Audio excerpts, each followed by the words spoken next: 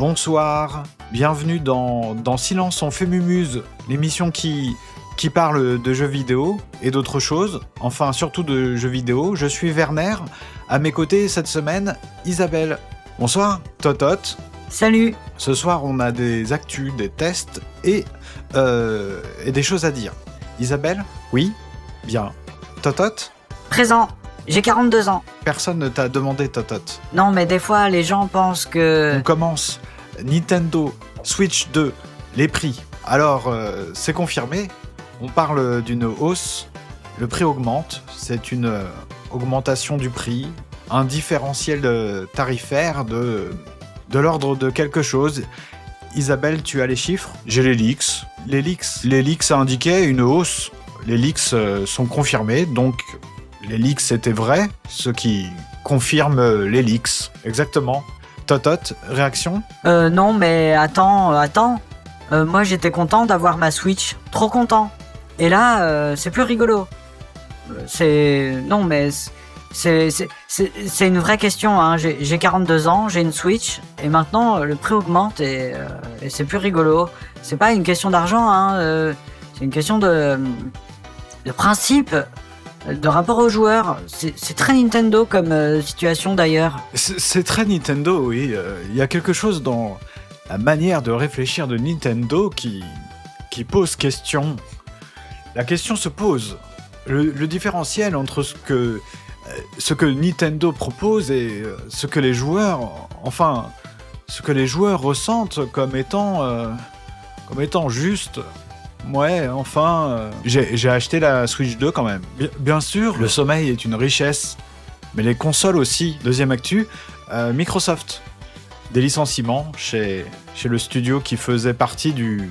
Enfin, vous savez, le studio qui a été racheté et qui maintenant licencie. Des gens perdent leur travail. C'est un différentiel humain assez notable. Isabelle, j'avais vu les leaks. Il y avait des leaks. Il y a toujours des leaks. C'est triste quand même. Des gens qui faisaient des jeux et maintenant... Non mais moi, ça me touche vraiment. J'ai failli travailler dans les jeux vidéo d'ailleurs. Ah bon? Ouais, j'avais envoyé un CV à Ubisoft en 2004. J'ai pas eu de réponse. Mais bon, j'avais 21 ans donc... j'ai 42 ans maintenant donc ça fait 21 ans, ouais. Jouissif? Troisième actu, géopolitique, la Chine. Le gouvernement chinois régule le temps de jeu des mineurs, 3 heures par semaine maximum. C'est une situation qui interroge sur le rapport d'un État aux jeux vidéo. C'est un rapport différentiel par rapport au nôtre. Ça pose question. La manière de réfléchir d'un État sur le jeu vidéo de ses citoyens. Totot, t'as l'agrégation de philo? Non, mais j'ai mon brevet des collèges. Ah. Mais j'ai eu 20 en philo. Ah vraiment? Au collège, hein. Mais quand même. Ouais, mais enfin... Isabelle, la Chine? J'y suis jamais allé. Le sommeil y est probablement une richesse aussi. Bien, quatrième actu. L'intelligence artificielle dans les jeux vidéo. Des studios qui utilisent l'IA pour générer des assets, des décors, des personnages. C'est un sujet qui scinde la communauté, qui divise, crée un différentiel de position entre les gens pour et les gens contre. Totot? Moi, je suis contre. Enfin, je suis pas contre l'IA en général, hein. Mais dans les jeux, enfin, il y a quelque chose qui me dérange. La manière de réfléchir de l'IA, c'est pas la manière de réfléchir d'un artiste. Et le jeu vidéo, c'est un art, enfin, c'est une question. Est-ce que c'est un art? On en parlera peut-être. On en parlera peut-être, oui. Isabelle, j'ai utilisé ChatGPT pour écrire mes notes pour cette émission. On passe au test. Alors, Lapinous Turbo Racing 4D, 4D, hein, un jeu de course pour enfants, développé par un petit studio indépendant, enfin semi-indépendant. Peter Molineux a mis de l'argent dedans apparemment. Ou quelqu'un qui ressemble à Peter Molineux. Les lapins, les circuits, les couleurs, c'est quelque chose, hein. Isabelle, tu veux commencer? Oh, j'ai fini le jeu en 2 heures. Hein. Il y a 8 pistes, les lapins ont des noms. Mon lapin préféré s'appelle Gris-Gris. Gris-Gris a un chapeau. La direction artistique est homogène, cohérente. Il y a quelque chose dans la DA de Lapinou qui renvoie à des codes du jeu pour enfants, mais aussi autre chose. Totot, Moi, j'ai pleuré. tu as pleuré? Ouais, pas à cause du jeu directement. Enfin, si, il y a un moment, t'es sur le circuit de la forêt arc-en-ciel. C'est le 3e circuit.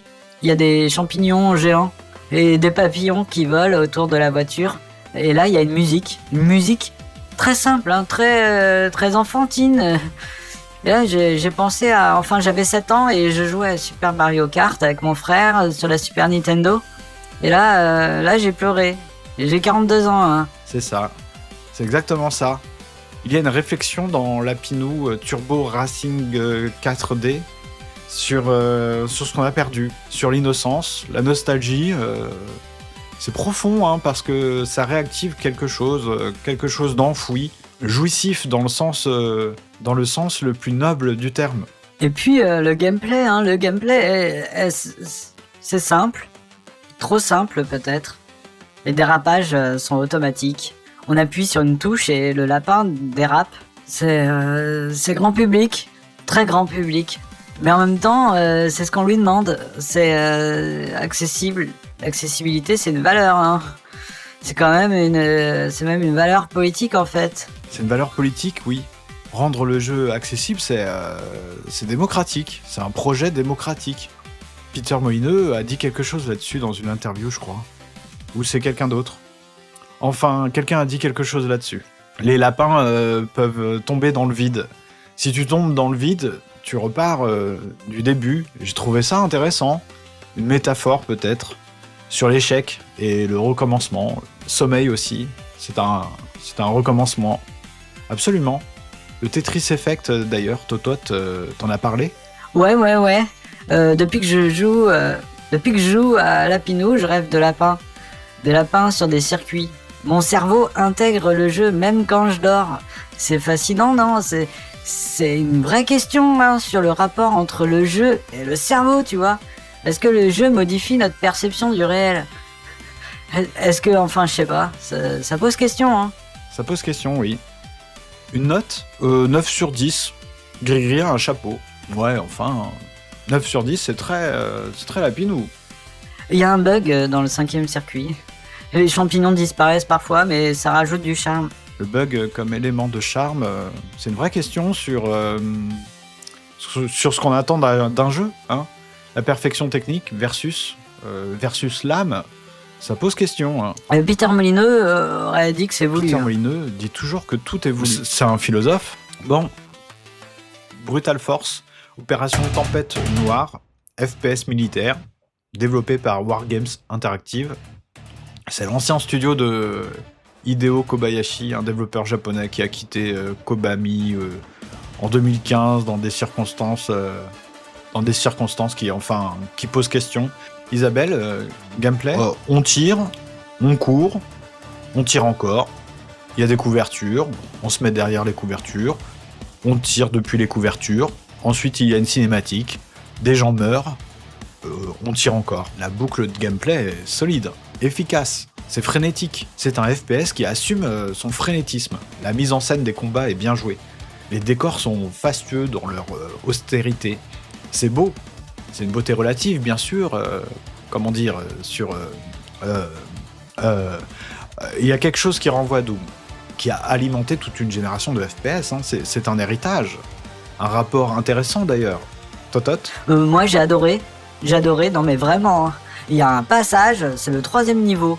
T'es dans une ville en ruine quelque part dans un pays fictif, et là t'arrives sur une place et il y a des ennemis partout, et ta mitrailleuse, je pense que c'est comme ça que ça s'appelle, hein, ta mitrailleuse se bloque et tu dois la réparer sous les tirs, et là c'est du gameplay pur, hein, du gameplay à l'état pur, c'est jouissif. Dans le sens de Werner, dans ton sens. Dans le sens de Werner, ouais. J'ai utilisé le lance-roquette tout le jeu, c'est plus simple. Le sommeil, après les lance-roquettes, est agité. Les armes, l'arsenal est varié. Il y a un différentiel intéressant entre les armes courtes et les armes longues en termes de feeling. Le feeling des armes, c'est important dans un FPS. C'est même c'est central, quoi. Un FPS sans bon feeling d'armes, c'est C'est difficile, hein. Hideo Kobayashi a travaillé le feeling. On sent que le feeling a été travaillé. Le scénario, par contre, Le scénario? c'est bon.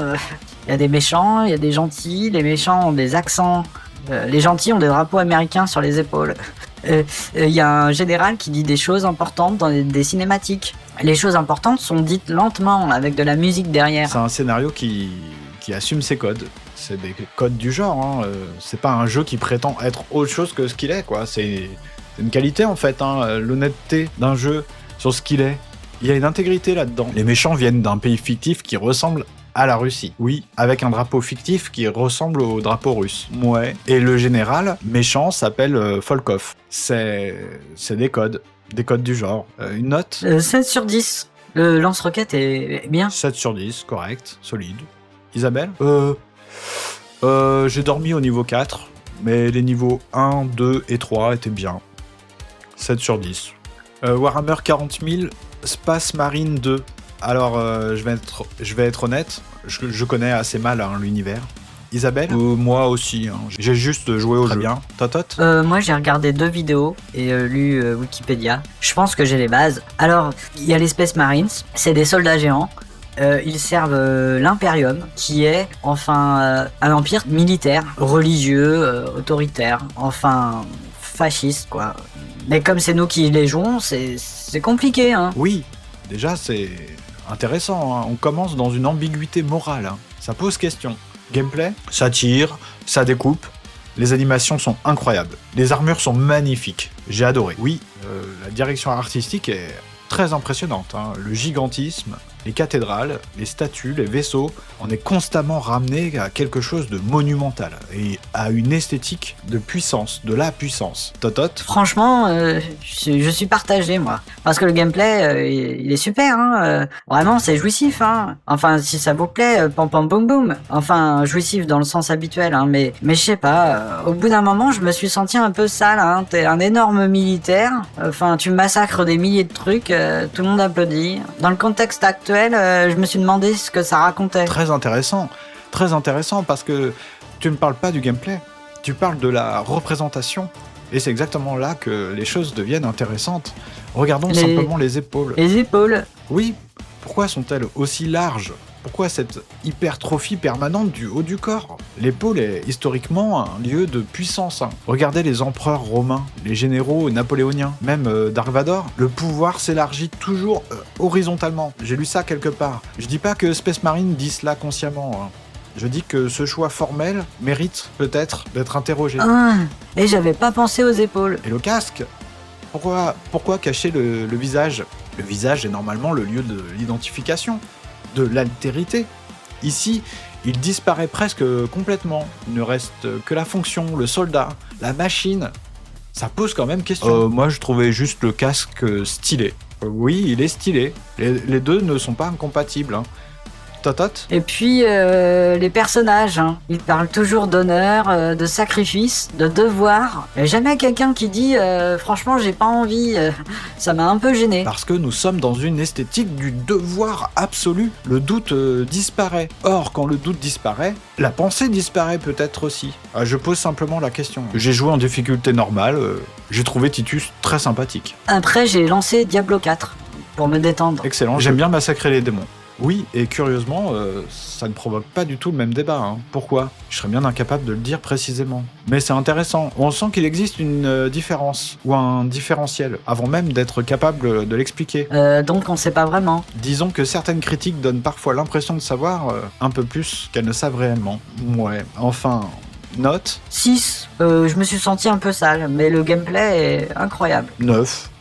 Les armures sont magnifiques. C'est un jeu qui pose question, hein. On va faire une pause dans les tests. Il y a une question qu'on ne se pose pas assez dans la critique médiatique en général. Est-ce que ce qu'on fait ici, les mots qu'on utilise, jouissif, direction artistique, feeling des armes, est-ce que ces mots disent quelque chose de précis sur les jeux ? Ah non, mais attends, hein. Moi j'adore jouissif.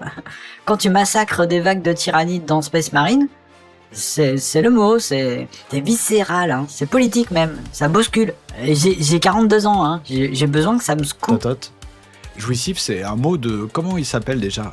Roland Barthes. Attendez, Le plaisir du texte, 1973. Le jouissif chez Barthes, c'est le texte qui met en état de perte, qui inconforte, qui détruit les assises culturelles. Et toi, tu l'utilises pour un jeu où un énorme militaire en armure obéit aveuglément à des ordres en tirant au lance-roquettes. Il y a un différentiel sémantique. Non, mais c'est pas pareil. On essaie de donner de la hauteur. Le jeu vidéo, c'est un art, non ? On est bien obligé d'emprunter des concepts pour montrer que c'est profond. Si on dit juste c'est fun, on passe pour des animateurs de kermesse. Ah, j'ai lu un truc là-dessus sur mon téléphone pendant que je dormais mal. Une revue. C'est pas Pomme d'Api. Ah non, pardon, c'est Nectar. Un certain Vincent Berry. Il dit que le jeu vidéo est un objet de lutte symbolique. Que les gens se battent pour savoir si c'est de la culture. Et ça en est ? Il ne sait pas, il a écrit 12 pages pour dire qu'il ne savait pas. Le papier était de bonne qualité. Mais il explique que pendant que les gens se battent pour savoir si c'est de l'art, ils oublient de regarder les jeux. C'est comme nous ce soir, on a parlé d'Olivier Donat, de Roland Barthes, de masculinité toxique, et on a mis 7 sur 10 à un mec qui tire au lance-roquettes. Non, mais attends, t'es en train de dire qu'on fait tout ça parce qu'on est frustré ? Je dis que peut-être, que parfois, certaines critiques de la presse spécialisée ressemblent à de la frustration habillée en analyse. En tout cas, on finit parfois par donner l'impression de chercher une légitimité avant de chercher des mots. On finit parfois par traiter des jeux comme s'ils appelaient tous le même type de commentaires. On singe des disciplines qu'on ne maîtrise pas, comme nous ce soir. Ouais, enfin, j'ai faim. On a terminé. Merci d'avoir regardé Silence en fait mumuse. La semaine prochaine, on testera des jeux et on dira des choses vagues. La question se posera. J'ai 42 ans. Bonne nuit.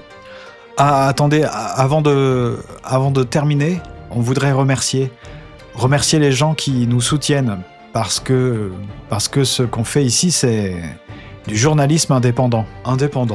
Merci à nos sponsors, Wargames Interactive, Molineux and Friends Studio, Black Helmet Games, Stratoforge Édition. Et tous les partenaires des opérations commerciales spéciales du mois. Exactement. Merci aussi à tous ceux qui nous soutiennent sur YouTube. Les abonnements, les dons, chaque petit geste compte.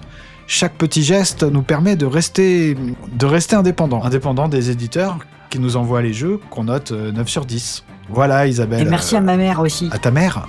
Ouais, elle me soutient beaucoup, financièrement. D'accord. Merci à la mère de Totote. C'est important d'être indépendant, vraiment important. Moi, en 3e, une fois, j'ai travaillé en entreprise, 1 semaine. Et j'en ai fait des cauchemars. Et j'avais mal au ventre. J'ai même pissé au lit 2 fois. 2 fois ? Ouais, parce que les patrons, le patron, c'est un truc de droite. C'est horrible pour lui, pour moi. Et je vois bien que c'était pas fait pour moi, tout ça, la hiérarchie, les horaires, tout ça. Mais t'avais quel âge ? 14 ans. Ah, c'était quoi l'entreprise ? C'était dans la boîte de mon oncle, mon père. C'était ton stage d'observation de 3e. Ouais, mais quand même, j'ai vu des choses. Ouais, mais enfin, merci à tous et à la semaine prochaine. Indépendant.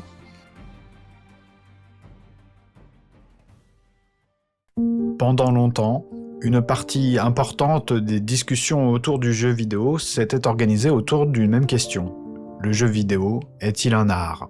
Cette question a joué un rôle historique, elle a permis au médium de gagner une forme de reconnaissance culturelle, mais elle présente aussi une limite. Elle déplace l'attention de l'œuvre vers son statut. Au lieu de demander comment un jeu produit une expérience, on cherche d'abord à savoir s'il mérite d'entrer dans une catégorie déjà existante. Pourtant, depuis une vingtaine d'années, les travaux universitaires consacrés aux jeux vidéo ont considérablement élargi le paysage. Les approches sont nombreuses, parfois complémentaires, parfois concurrentes. Certains chercheurs abordent le jeu vidéo comme un récit. Ils s'intéressent aux personnages, à la construction du monde, aux thèmes ou aux formes narratives. D'autres, au contraire, soutiennent que le cœur du médium réside dans ses règles, ses systèmes et ses mécaniques. Le débat entre narratologie et ludologie, particulièrement vif au début des années 2000, a largement structuré les premières game studies. D'autres encore analysent les jeux comme des objets culturels. Ils interrogent les représentations politiques, les rapports de pouvoir, les imaginaires sociaux ou les questions de genre. Dans cette perspective, un jeu est aussi un document sur son époque. À cela s'ajoutent les approches qui se disent philosophiques. Certaines utilisent les jeux comme des cas d'étude pour réfléchir à des questions classiques, la liberté, la responsabilité, l'identité ou la morale. D'autres s'interrogent sur la nature même de l'expérience vidéoludique. Que signifie agir dans un système de règles? Que devient la notion d'auteur lorsqu'une œuvre dépend des décisions du joueur? Ces travaux relèvent généralement de l'esthétique, de la phénoménologie ou de la philosophie de l'action davantage que d'une hypothétique philosophie du jeu vidéo. Enfin, une autre tradition plus proche du design cherche à comprendre comment les règles elles-mêmes produisent du sens. Jan Bogost a proposé le concept de rhétorique procédurale pour désigner la manière dont un système de jeu peut défendre une idée non pas par un discours, mais par les actions qu'il rend possible ou impossible. Le sens ne réside plus seulement dans ce que le jeu montre, mais dans ce qu'il fait faire. Aucune de ces approches ne détient à elle seule la bonne manière de parler des jeux vidéo. Chacune éclaire une dimension particulière du médium. Le problème n'est donc probablement pas l'absence d'outils théoriques. Ces outils existent, ils sont nombreux. La question est plutôt pourquoi sont-ils si rarement mobilisés dans la critique vidéoludique grand public? La plupart des émissions, des podcasts ou des chaînes YouTube consacrées aux jeux vidéo oscillent entre le compte-rendu de consommation, l'actualité, l'opinion personnelle et quelques références empruntées au cinéma, à la sociologie ou à la philosophie, ou plus exactement à l'image que l'on s'en fait. Ces registres ne sont presque jamais distingués. On passe de l'un à l'autre sans annoncer la méthode employée, comme si tout relevait spontanément du même exercice critique. On apprend alors beaucoup de choses sur l'actualité du jeu vidéo, parfois sur les goûts des chroniqueurs, mais plus rarement sur les œuvres elles-mêmes. Le paradoxe est là, le jeu vidéo est devenu l'un des principaux médias culturels contemporains, et recherches consacrées à son esthétique, à son histoire, à ses formes narratives, à son design ou à son expérience se sont multipliées. Pourtant, cette culture critique circule encore très peu hors de l'université.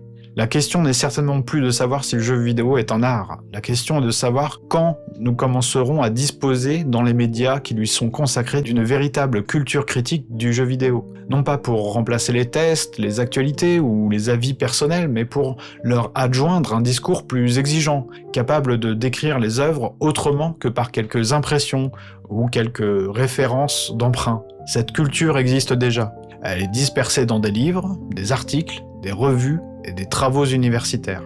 Elle mérite sans doute de circuler davantage. Il existe un public pour ça. Un public curieux qui ne cherche pas seulement à savoir si un jeu est bon, mais à comprendre pourquoi il produit les effets qu'il produit. Si cette vidéo vous a donné envie d'aller plus loin, je laisserai quelques références en description, ce sont des points de départ, pas des autorités. L'idée n'est pas de remplacer un jargon par un autre, mais d'élargir progressivement notre manière de parler des jeux vidéo. Après tout, si nous consacrons des centaines d'heures à jouer, nous pouvons sans doute consacrer quelques heures à apprendre à en parler. À bientôt dans un prochain épisode de Mythologique.